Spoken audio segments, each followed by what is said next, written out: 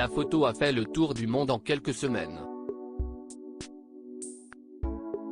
Le 5 avril dernier, la journaliste britannique Maria Murphy se rend au mémorial d'Auschwitz, en Allemagne.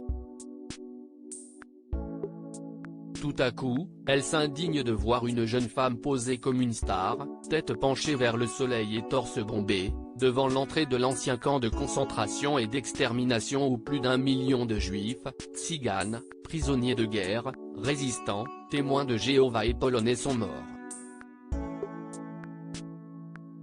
Aujourd'hui, j'ai vécu l'une des expériences les plus poignantes de ma vie.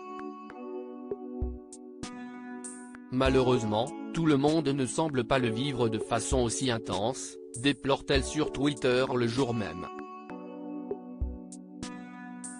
Son coup de gueule devient viral et n'échappe pas à Arthur, qui est lui aussi choqué par l'attitude de la jeune femme sur la photo.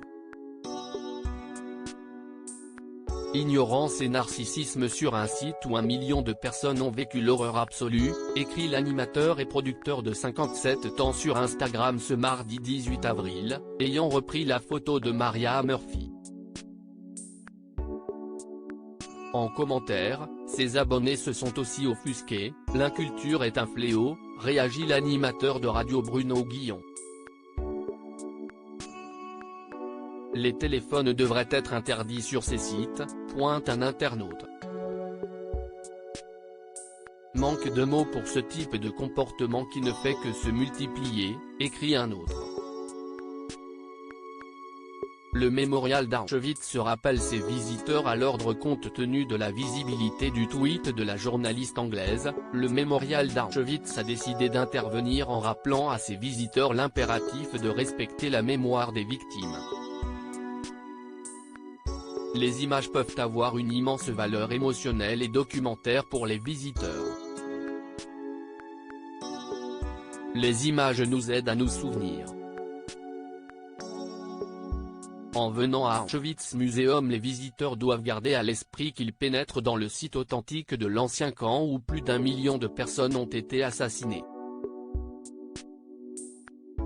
Respecter leur mémoire, a souligné l'équipe de communication. Ce n'est, en outre, pas la première fois que le comportement des touristes crée la polémique à Auschwitz.